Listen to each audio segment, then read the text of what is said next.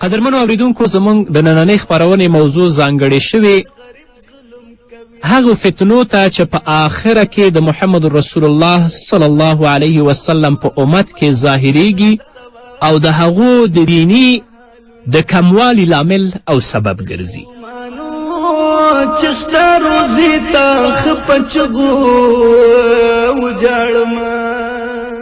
پیغمبر علیه الصلاة والسلام لکه څنګه چې خپل امت ته د ایمان په هکله، د عباداتو په هکله، همدارنګه د اخلاقو، معاملاتو، امر بالمعروف او نهی عن المنکر، جهاد فی سبیل الله په هکله هدایت او لارښوونه کړي، همدارنګه محمد رسول الله صلی الله علیه وسلم په راتلونکي زمانه کې د دینی زوال او د تغییراتو او د فتنو په هکله هم خپل امت ته هدایت او لارښوونه کړې ده او خپل امت یې خبرداره کړی.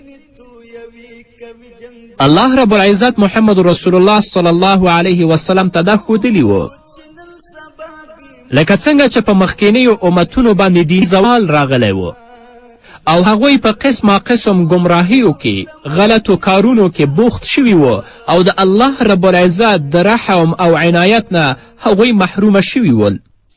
همدغه شان حالات به الله رب العزت رسول الله ته ویلي و چې همدغه شان حالات به ستا په امت هم راځي. او د دې انکشاف او د دې اطلاع غرض دا و چې پیغمبر علیه الصلاة والسلام خپل امت د راتلونکي خطرې او د راتلونکو فتنو نه آګاه او باخبره کړي تر څو د هغو نه ځان بچ کړي. د حدیثو په کتابونو کې د کتاب الفتن یا ابواب الفتن په عنوان سره چې کوم حدیثونه روایت شوي، هغه د رسول الله صلی الله علیه وسلم د دې قسمه ارشادات دي. یعنی د دې نه مطلب څه د رسول الله پیشګویي نه، بلکې مقصد دا دی چې امت د راروانو فتنو نه خبر کړي او هغوی ځان ته د دې ته آماده کړي چې څنګه د دې فتنو نه چې زموږ د ایمان د زوال سبب ګرځي د هغه نه ځان بچ کړو او ځان وساتو. حضرت ابي سعید خدری رضی الله تعالی عنه د رسول الله صلی الله علیه وسلم نه روایت کوي، فرمایي: قال رسول الله صلى الله عليه وسلم: لا تتبعن سنن من قبلكم شبرا بشبر وذراعا بذراع حتى لو دخلوا جحر ذب تبعتموهم. قيل يا رسول الله اليهود والنصارى قال فمن؟ رواه البخاري والمسلم. ابي سعید خدری د رسول الله صلی الله علیه وسلم نه روایت کوي چې پیغمبر علیه الصلاة والسلام وفرمایل چې تاسو یعنی زما امت د مخکینیو امتونو به داسې تابعداري کوئ، یعنی ولیشت په ولیشت او څنګل په څنګل. د دې نه مطلب دا دی چې تاسې به د مخکینیو امتونو داسې تابعدار وئ چې کومه پښه هغه وچتوي تاسې به هلته ږدئ، یعنی ولیشت په ولیشت او څنګل په څنګل به د هغو تابعداري کوئ، حتی که د هغو نه یو دا قصد وکړي چې د چرمخکۍ په غار او سوري کې ننوځي نو تاسې به هم دا کوشش کوئ چې هلته ننوځئ. رسول الله نه پوښتنه وشوه چې یا رسول الله هغه مخکیني امتونه څوک دي؟ پیغمبر علیه الصلاة والسلام ته چې صحابي ویلې چې یهود و نصارا دي، رسول الله ویلې نو څوک به وي؟ په حدیث کې د شبر معنا ولیشت ده او د زرا معنا د ګوتو نه واخله تر څنګلو پورې چې هغه هم پوره 2 ولیشتې کیږي. د حدیث کې چې کوم لفظ د شبر یا د زرا راغلی دی د هغه مطلب بالکل هغه دی چې کوم موږ او تاسې په خپله محاوره کې وایو چې قدم په قدم یا پل په پل. د رسول الله صلی الله علیه وسلم د دې حدیث نه مطلب دا دی چې یقیني یو وخت داسې راته دی چې زما د امت څه خلک به د مخکینیو امتونو د ګمراه خلکو په قدم باندې قدم دي او د هغو پیروي به کوي. په کومو ګناهونو او په کومو ګمراهیو کې چې هغوی اخته شوي دي دا امت به په هغه کې هم اخته کیږي او دوی به هم ګمراه کیږي. حتی رسول الله صلی الله علیه وسلم په حدیث کې دا ویلي که هغوی دا قصد وکړي چې د یو حشرې په غار او سوري کې ننوځي تاسې به هم کوشش کوئ.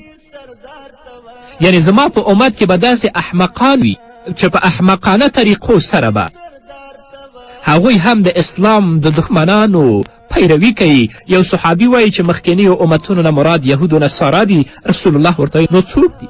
نن ورځ تاسې وینئ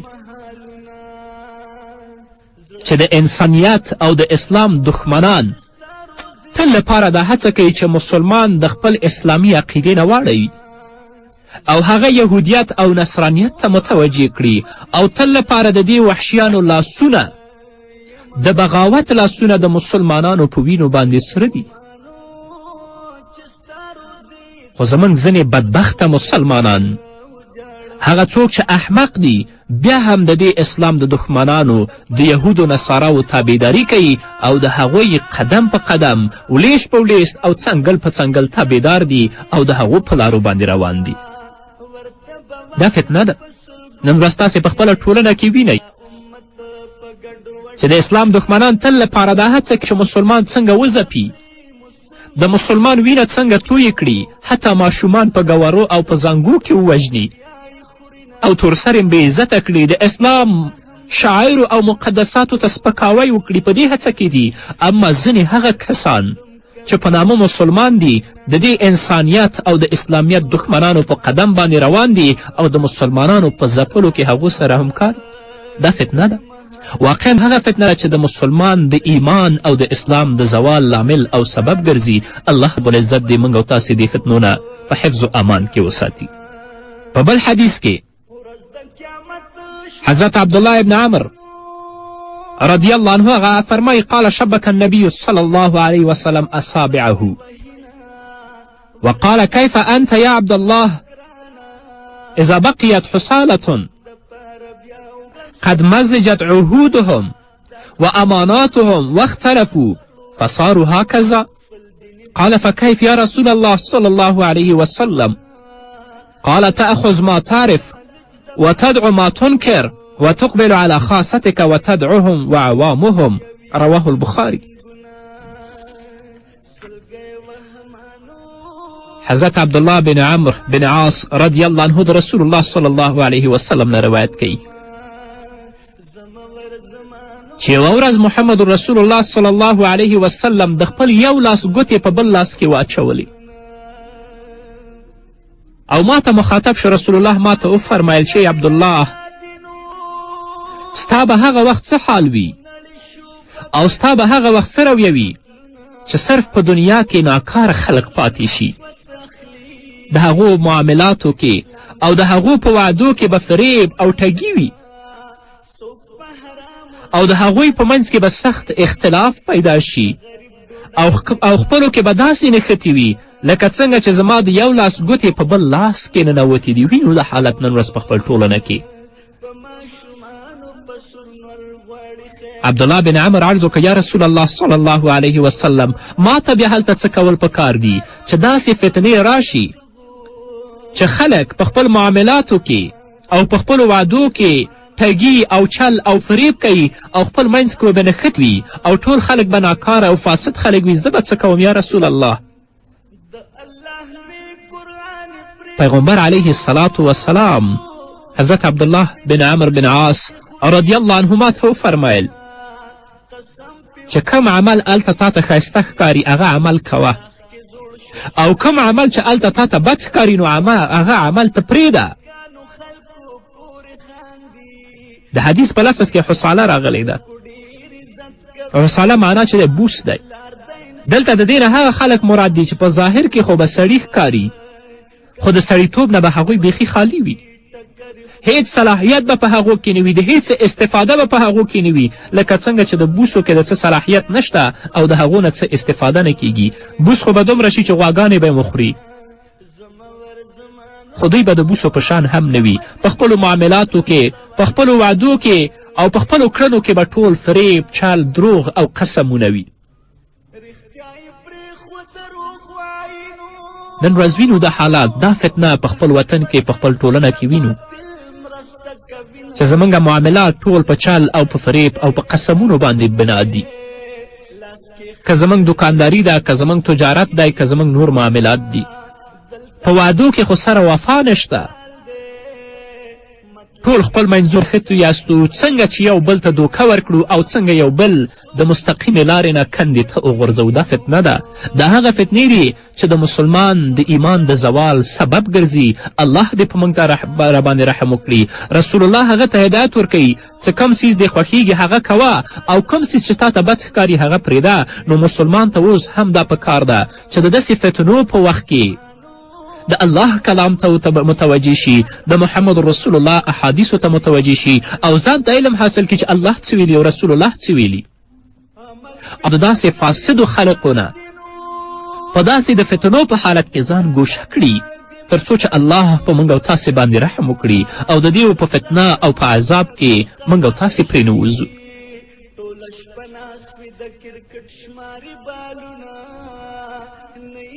په بل حدیث کې حضرت ابي سعید رضی الله عنه د رسول الله صلی الله علیه وسلم نه قال رسول الله صلی الله علیه وسلم یوشک ان یکون خیر مال المسلم غنم یتبع بها شعف الجبال ومواقع القطر یفر بدینه من الفتن. رواه البخاری. ابي سعید خدری رضی الله عنه د رسول الله صلی الله علیه وسلم نه روایت کوي او فرمایي نږدې ده چې داسې یوه زمانه به راشي چې د یو مسلمان ښه مال او غوره مال به هغه د حیواناتو او د پسو او د بیزو رمه وي چې هغه به د هغې رمې سره د غرونو سر ته خیجي او هغه بارانو ځایو تلاش به کوي او د خپل دین د فتنو نه د بچ کولو په خاطر به هغه غرونو ته تښتي. د الله رب العزت په کلام کې قیامت ډیر نږدې ښودلی شوی، لکه چې الله رب العزت فرمایلی دی چې اقتربت الساعه وانشق القمر. پیغمبر علیه الصلاة والسلام به هم د قیامت او د هغې نه د مخ